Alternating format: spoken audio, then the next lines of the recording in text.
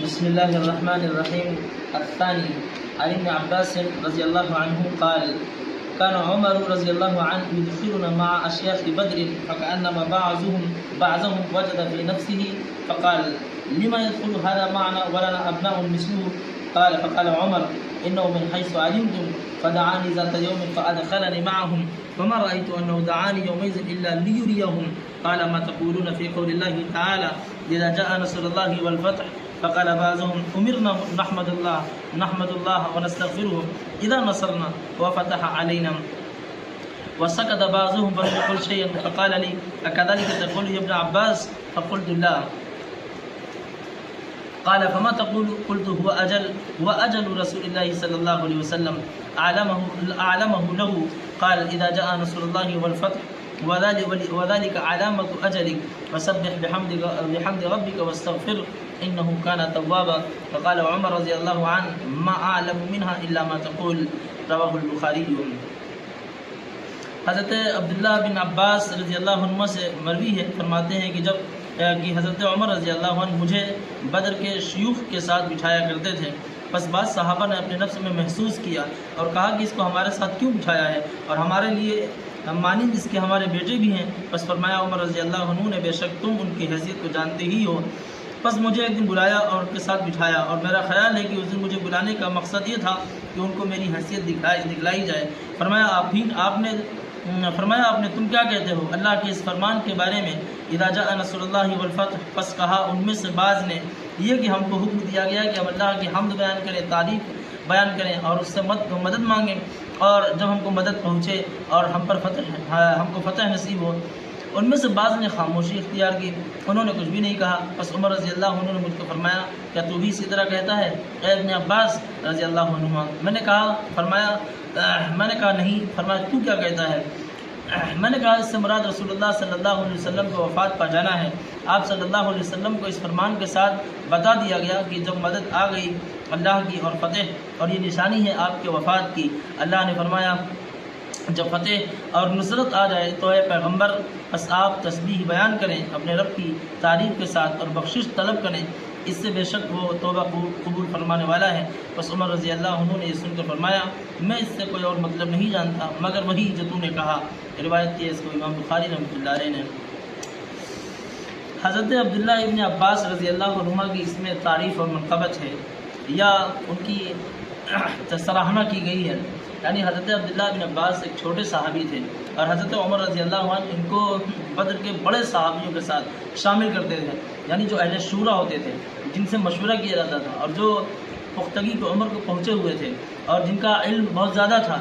تو حضرت عبداللہ بن عباس رضی اللہ عنہ کو علم اتنا زیادہ تھا کہ حضرت عمر رضی اللہ عنہ ان کو علم کی بنیاد پر بڑے صحابہ کے ساتھ بیٹھایا کرتے تھے. تو شروع میں بعض صحابہ نے کچھ لوگوں نے محسوس کیا، ناگواری محسوس کی کہ یہ چھوٹا بچہ ہے، ہم نے آگے بیٹھ جاتا ہے، ان کو نہیں لانا چاہیے، ان کے اتنے ہمارے بچے ہیں. ہوتا ہے لوگ کہتے ہیں کہ اس کے اتنے تو ہمارے بچے ہیں، پوتی پوتا ہیں.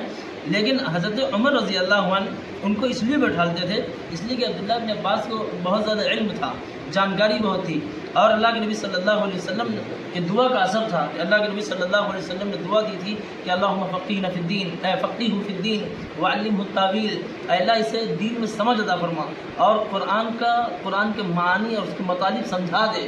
تو عبداللہ بن عباس جب بیٹھالے گئے تو صحابہ نے یہ کہا کہ ان کو مت بیٹھایا کرو. تو اللہ کے حضرت عمر رضی اللہ عنہ نے پھر ایک مرتبہ اور بلایا اور سب کا امتحان لیا، یعنی دکھلانے کے لیے کہ حضرت عبداللہ بن عباس کو ہم کیوں بٹھاتے ہیں. یعنی اس سے کوئی ذاتی لگاؤ نہیں ہے، ہمارا ذاتی لگاؤ علم کی بنیاد پر ہے اور ان کے فضل کی بنیاد پر ہے اور رسول اکرم صلی اللہ علیہ وسلم کی اس دعا کی بنیاد پر ہے جو اللہ کے نبی صلی اللہ علیہ وسلم نے ان کو دی تھی، اور جس کو حضرت محمد مصطفیٰ صلی اللہ علیہ وسلم یعنی ہمارے نبی دعا دے دیں تو اس کی حیثیت کتنی بلند والا ہوگی. تو ایک مرتبہ آئے پوچھا کہ اذا جاء نصر اللہ والفتح اس سے کیا مراد ہے. ایسے بات چلی اور مذاکرہ ہونے لگا تو پورا مجمع ان میں سے بعض نے کہا کہ اللہ سبحانہ و تعالیٰ نے صرف اپنی مدد کے بارے میں بتلایا، فتح کے بارے میں بتلایا اور یہ مطالبہ کیا ہے، ہمیں حکم دیا ہے کہ ہم اللہ کی حمد بیان کریں، تعریف بیان کریں. سادہ سا مفہوم جو ہر انسان سمجھ سکتا ہے بتلایا. تو حضرت عمر رضی اللہ عنہ نے کہا اکذالک تقول ابن عباس، یعنی تم بھی کہتے ہو ایسے، یہی بات تم بھی کہہ رہے ہو؟ تو ابن عباس نے کہا کہ نہیں، میرا یہ کہنا نہیں ہے. میں اس آیت کا مفہوم یہ نہیں سمجھتا ہوں۔ تو فرمایا کہ ما تقول، تمہارا کیا کہنا ہے، تم کیا سمجھتے ہو اس سے؟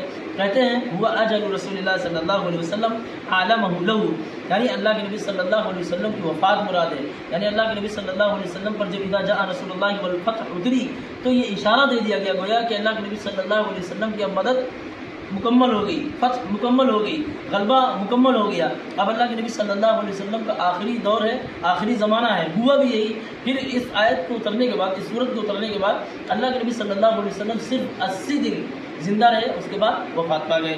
یہ اذا جاء رسول اللہ والفتح وذلك علامت اجلی، یہ اللہ کے نبی صلی اللہ علیہ وسلم کی وفات کی علامت ہے اور نشانی ہے۔ فسبح بحمد ربک واستغفرہ انہ کان توابا، یعنی اللہ سبحانہ و تعالیٰ اب آخری عمر میں، ابھی جو باب ہم لوگوں کا چل رہا ہے آخری عمری کا ہے، تو اللہ کے نبی صلی اللہ علیہ وسلم سے اللہ سبحانہ و تعالیٰ نے کہا کہ اب اور زیادہ تسبیح بیان کرو، اللہ کے اور زیادہ تعریف بیان کرو، اس لیے کہ اب ملاقات کا، یعنی ملائے اعلیٰ سے ملاقات کا ٹائم بالکل نزدیک ہے۔ فقال عمر رضی اللہ عنہ، تو عمر رضی اللہ عنہ نے ان کی سراہنا کرتے ہوئے یہ بات کہی کہ ما اعلم منها الا ما تقول، میرا بھی وہی کہنا ہے اور میں بھی یہی اس آیت سے یہی جانتا ہوں، یہی سمجھتا ہوں جو تم اپنے بات سمجھتے ہو۔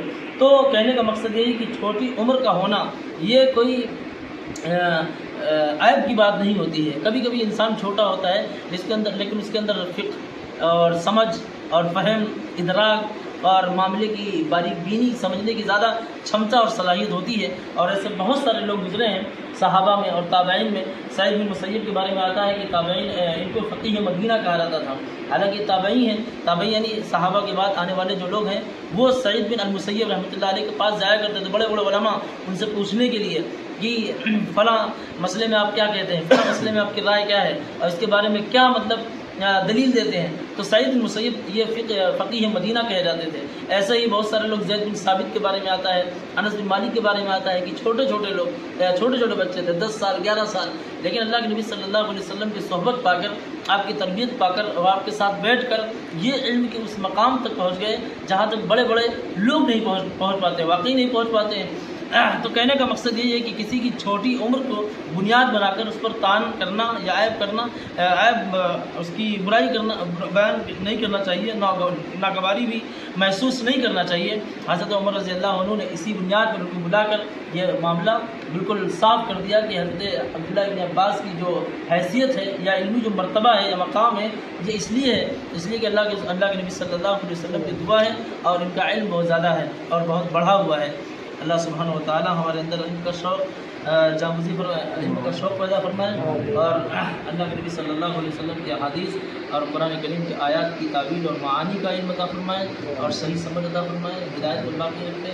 سبحان اللہ و بحمدہ، اشہد ان لا الہ الا انت، استغفرک و اتوب الیک۔